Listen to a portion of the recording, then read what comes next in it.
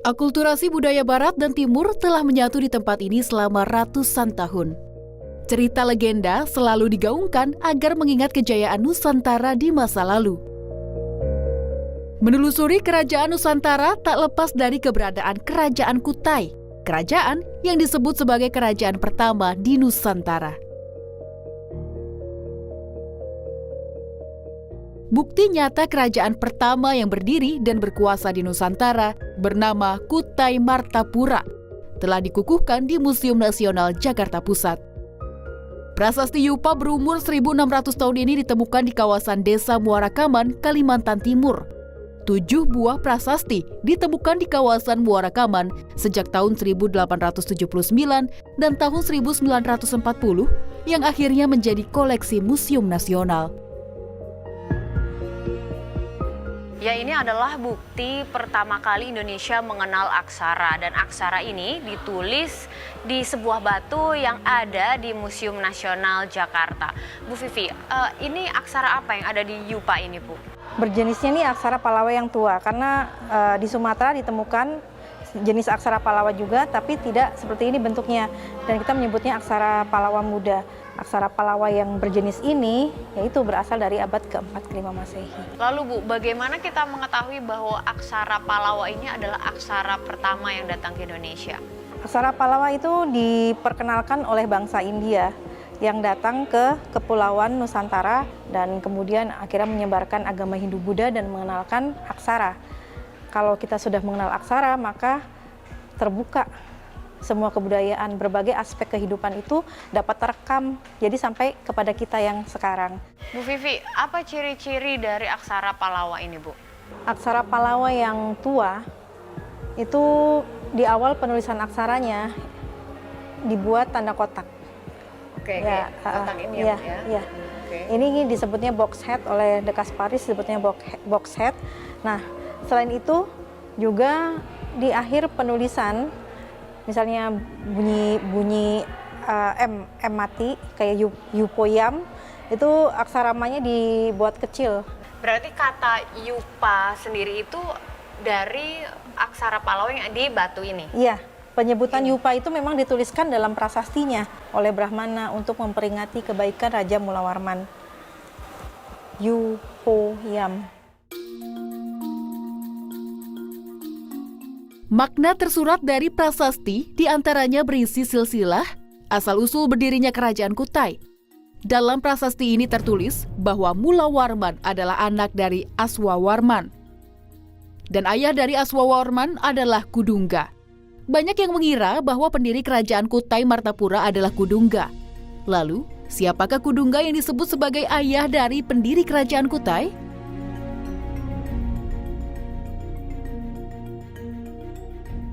Dia adalah penduduk lokal yang mungkin masih menganut animisme dan dinamisme. Belakangan ketika Mulawarman muncul dan Aswawarman muncul, itu perubahan itu terjadi. Yang menarik untuk dikemukakan adalah apakah Aswawarman ini justru penduduk asli atau pendatang dari India? Karena melihat dari namanya, ada dua dugaan. Pertama, dia ini adalah orang yang datang dari India, kemudian kawin dengan putri dari Kudungga itu. Kemudian lahirlah raja putra-putra yang antara lain Mulawarman itu. Meski pendiri Kerajaan Kutai Martapura adalah Aswawarman, putra dari Kudungga, dalam prasasti Yupa tercatat, Kutai mencapai puncak kejayaan saat dipimpin oleh Mulawarman. Tertulis dalam prasasti Yupa ini bahwa Mulawarman terkenal dermawan dan kaya raya, sehingga mampu menyumbangkan lebih dari 20.000 ekor sapi kepada kaum Brahmana.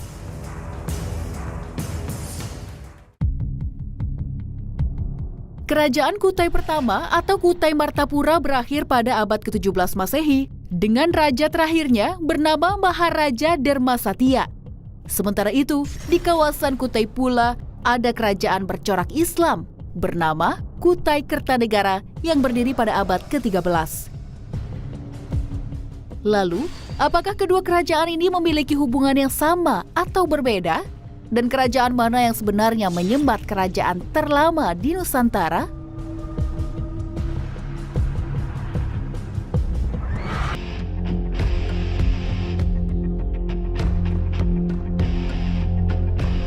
Nama Kutai Kertanegara menjadi sorotan publik setelah adanya keputusan pemindahan ibu kota negara baru. Dan di sini pula terdapat kerajaan berumur ratusan tahun. Ya, ikuti jejak kerajaan Kutai Kertanegara untuk menyingkap keberadaannya di masa lalu. Asal-usul nama Kutai memiliki beberapa versi dengan arti yang beragam. Kuotier dimaknai hutan belantara oleh pedagang India. Khotai berarti kerajaan besar oleh penjelajah Tiongkok. Dan nama Tanjung Kutai yang tertulis di Kitab Negara Kertagama. Penulis buku Dari Jahitan Layar Sampai ke Tepian Pandan, Muhammad Sarip mengungkapkan, nama Kutai diduga kuat berasal dari nama tumbuhan. Penelitian Solkowel Trom, itu seorang asisten residen di Kaltim waktu itu tahun 1888, beliau meneliti bahwa asal-usul nama Kutai ini berasal dari nama yang dicetuskan oleh Aji Batara Agung Dewa Sakti, Raja pertama Kutai Kertanegara. Jadi kala itu berburu di hutan, kemudian menyumpit hewan yang bernama tupai yang sedang makan petai. Jadi dari kombinasi kata tupai, petai, dan juga dia berdirinya di atas kumpai artinya rumput, maka tercetuslah nama Kutai. Banyak yang mengira kerajaan Kutai hanyalah satu. Padahal ada dua kerajaan berbeda yang sama-sama menyematkan nama Kutai, yaitu Kutai Martapura dan Kutai Kertanegara. Lalu apa perbedaan dua kerajaan ini? Kutai sebetulnya terdiri atas dua kerajaan. Pertama, kerajaan Kutai Martapura yang bercorak Hindu, yang didirikan pada abad ke-4 dan hancur atau punah pada abad ke-14. Kemudian ada kerajaan yang kedua adalah kerajaan Kutai Kertanegara yang berpusat di Tenggarong. Kerajaan yang pertama tadi pusatnya adalah di Muara Kaman. Terjadi peperangan antara kerajaan yang didirikan oleh Aji Pangeran yang berbasis di Tenggarong dengan kerajaan Kutai Martapura yang berbasis di Muara Kaman. Perang itu tentu dimenangkan oleh Kutai lama yang kita sebut sebagai Kutai Kertanegara itu. Itu terjadi pada abad ke-17, perbulan abad ke-17. Itu adalah bagian dari rangkaian proses islamisasi dan perluasan wilayah pengaruh dan kekuasaan dari kerajaan Kutai Kertanegara.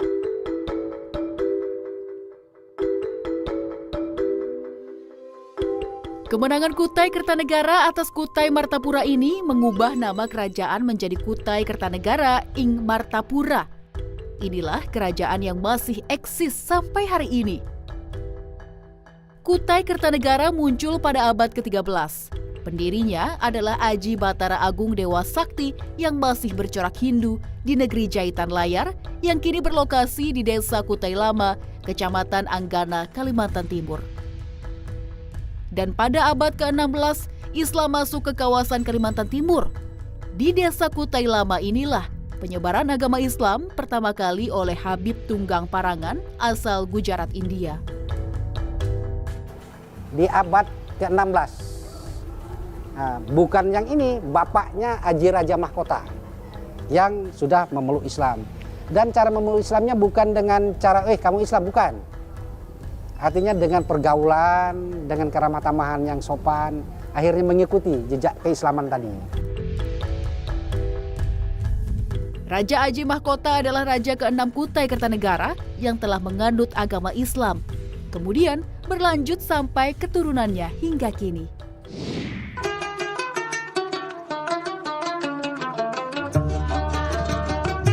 Bukan sekedar sebuah desa yang menyimpan sejarah panjang berdirinya Kutai Kertanegara. Tak kalah menarik, terselip cerita budaya seni, tari warisan nenek moyang Kutai.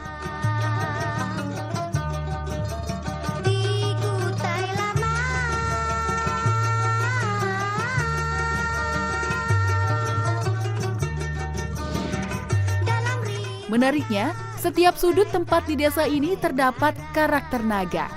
Masyarakat Kalimantan Timur meyakini naga memiliki kekuatan magis. Cerita rakyat hingga cerita legenda mewarnai sejarah kerajaan Kutai. Lalu ada pula karakter dan tokoh yang dipercayai sebagai asal-muasal dari kerajaan ini. Lalu bagaimana sebenarnya cerita tersebut? Apakah fakta atau mitos belaka? Dahulu kala, sepasang suami istri memohon untuk dikaruniai anak. Lalu, kejadian aneh pun terjadi. Suatu hari, sang suami mengambil kayu dan menemukan ulat. Dipeliharalah ulat itu sampai besar dan menjadi naga. Karena pasangan tersebut tidak mampu memelihara naga yang semakin besar, dilepaslah naga itu di Sungai Mahakam dengan usaha yang begitu keras. Seketika, timbul buih-buih dari dalam air dan muncul gong besar, diiringi gemuruh gelombang air. Naga tadi lenyap seketika. Tiba-tiba, gong tersebut diangkat oleh seekor lembuswana. Dan ternyata, di dalamnya ada seorang putri cantik yang diberi nama Putri Karang Melenu. Putri Karang Melenu kemudian menikah dengan pendiri Raja Kutai Kertanegara bernama Aji Batara Agung Dewa Sakti yang konon keturunan dari dewa-dewa. Naga itu sebenarnya menjaga sudut-sudut kerajaan Kutai ini sebenarnya. Makanya dia sebenarnya kalau naga itu makanya kita sering antar pada saat Erau itu kan kita antar naga itu ke sana. Cerita asal-usul munculnya naga dan Putri Karang Melenu menjadi ritual adat setiap tahun, yaitu tradisi Erau atau sukacita. Kemeriahan tradisi ini menjadi ajang berkumpulnya warga dengan mengulur dua naga replika dari kota Tenggarong menuju desa Kutai Lama dan melarungnya di Sungai Mahakam untuk merayakan kelahiran Putri Karang Melenu serta bersatunya dua sejoli pendiri Kutai Kertanegara.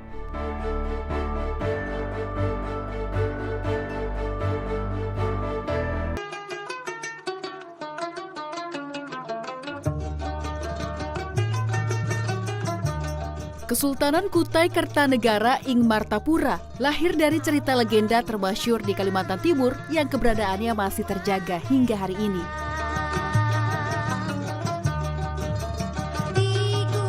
Kutai Kertanegara yang berdiri pada abad ke-14 mengalami perpindahan ibu kota beberapa kali. Dari jahitan layar di desa Kutai Lama, Jembayan, lalu ke negeri tepian Pandan, atau yang kini dikenal dengan kota Tenggarong. Ikon lembuswana menghiasi sudut-sudut kota ini. Ya, hewan dari cerita rakyat Putri Karang Melenu selalu diingat karena asal-usul Kesultanan Kutai Kertanegara ing Martapura. Ini adalah lembuswana. Lembuswana adalah makhluk mitologi yang memiliki beberapa campuran hewan di badannya. Seperti kita lihat, badannya mirip hewan lembu dengan wajah memiliki belalai seperti gajah dan memiliki sayap seperti burung Garuda. Sedangkan di kakinya ada taji yang dimiliki oleh ayam. Hewan ini merupakan makhluk mitologi yang menjadi simbol dari kerajaan Kutai Kertanegara. Keagungan Kutai Kertanegara ditandai dengan berdirinya sebuah istana megah yang kini menjadi Museum Mula Warman di kota Tenggarong. Tak seperti istana kerajaan pada umumnya di Indonesia, istana ini memiliki arsitektur bergaya Indisch Empire, dirancang oleh arsitek Belanda Henry Louis Joseph Mary Estorgi. Sebelumnya, istana kesultanan yang terbuat dari kayu telah termakan usia. Lalu, Ratu Wilhelmina Belanda memberi hadiah istana baru tahun 1936 kepada Sultan Aji Muhammad Parikesit atas jalinan kerjasama pertambangan minyak bumi dan batu bara sejak tahun 1825. Sultanan Muhammad Parikesit itu pendapatan dari royalti itu sampai 38.000 gulden. Itu kan kalau dihitungkan, karena dia kan kepingan emas itu kan, kayaknya luar biasa. Makanya Sultan Parikesit meminta kepada Belanda untuk dibangunkan itu dari hasil yang itu. Karena kan kerajaan kita kan keraton kita kan udah nggak ada kemarin yang terbakar itu. Makanya dimintalah dibangunkan kerajaan dengan struktur beton dengan kondisi seperti Eropa sebenarnya, makanya dilihat bangunannya seperti Eropa. Kerjasama berawal dari kontrak antara Belanda dan Sultan Salehuddin yang berisi bahwa wilayah Kutai sebagai tanah jajahan negeri Belanda tahun 1844. Selang 18 tahun, perjanjian untuk eksplorasi minyak dan batu bara di Kalimantan Timur terus dilakukan sampai Sultan ke-18, Sultan Haji Muhammad Sulaiman. Belanda mengeksploitasi hasil bumi dan kekayaan alam Kerajaan Kutai Kartanegara itu dengan beberapa perjanjian yang bisa disebutkan ada 5 perjanjian, dan Belanda sangat menikmati keuntungan tersebut. Perjanjian hak penambangan di wilayah Kutai selama 75 tahun, penambangan batu bara, minyak, dan lain-lain. Dengan ketentuan Sultan dapat royalti. Sebenarnya kalau setuju dan tidaknya kan memang kita nggak pernah setuju namanya itu, karena itu adalah penjajahan kan, pasti jelas. Cuma di sisi lain kalau melihat dari sepak terjangnya Sultan Haji Muhammad Sulaiman untuk mengakui adanya Hindia Belanda itu, mungkin di sisi lain karena ada pendapatan ininya bisa mensejahterakan masyarakat sekitar. Nah, karena di sisi lain kita juga dalam porsinya tidak seperti yang di Pulau Jawa, mereka dipekerjakan secara paksa, kerja paksa yang ada itu. Kita sebenarnya hanya Belanda itu datang ke sini untuk mengambil hasil alam yang ada di sini, dan kerajaan Kutai diberikan royalti dari hasil tambang itu sebenarnya. Ialah Jacobus Hubertus Menten, insinyur asal Belanda yang meneliti sekaligus mengeksplorasi minyak dan batu bara pertama kali di Sungai Mahakam tahun 1888.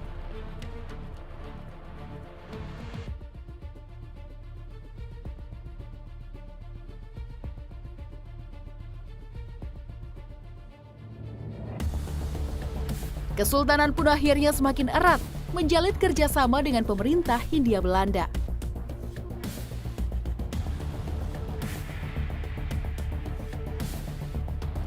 Pasca kemerdekaan Indonesia, gejolak politik negara memanas. Sampai akhirnya 21 Januari 1960, Sultan Parikesit, Sultan Kutai Kartanegara, menyerahkan kekuasaan kepada 3 kepala daerah istimewa Kutai. Barang-barang sudah dikembalikan juga ke ini, karena permintaan dari Sultan Parikesit, karena beliau tidak mau lagi ada rasa kerajaan lagi di zaman kemerdekaan. Makanya baik itu ketopong, pedang, dan segala macam yang berkaitan dengan kerajaan diserahkan seluruhnya ke pemerintah Republik Indonesia. Kemilau kejayaan Kutai Kartanegara masih tersimpan di Museum Nasional Jakarta. Simbol-simbol kebesaran bertahta emas berlian menghiasi benda bersejarah kesultanan. Tahun 1999 terjadi perubahan nama dari Kutai Kartanegara menjadi Kartanegara dan Martapura menjadi Martadipura. Tahun 2001 atas izin dari Presiden Abdurrahman Wahid, Kesultanan berusia 650 tahun ini kembali dibangkitkan dan menobatkan Sultan Haji Muhammad Salehuddin II. Seiring waktu, dibangun Kedaton Kutai Kartanegara ing Martadipura atas prakarsa Bupati Saukani untuk melestarikan budaya setempat. Dan bangunan ini dirancang menyerupai istana pertama Kutai yang terbuat dari kayu. Karena sangat banyaknya kegiatan kesultanan yang kemudian ingin dihidupkan kembali, maka oleh Bupati Saukani pada waktu itu dibangunkanlah bangunan Kedaton untuk semua kegiatan-kegiatan kesultanan bisa dilaksanakan di sana. Bangunan megah berlantai 2 ini memiliki ragam hiasan khas suku Dayak dan Jawa. Di bagian dalam pun terdapat singgasana sultan dengan ikon lembuswana di kedua sisi. Selepas wafatnya, Sultan Haji Muhammad Salehuddin II tahun 2002, kini kepemimpinan berada di bawah putra mahkota Haji Pangeran Anom Suryadiningrat sebagai Sultan ke-21 Kartanegara ing Martadipura yang dinobatkan pada 2018 lalu.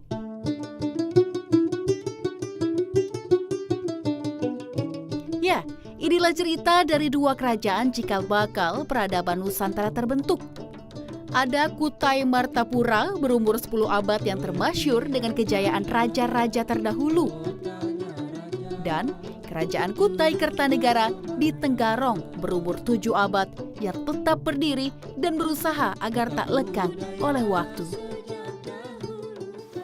Meski diterpa zaman, Kerajaan Kutai Kertanegara membuktikan bahwa warisan turun-temurun dari nenek moyang harus dilestarikan sampai kapanpun.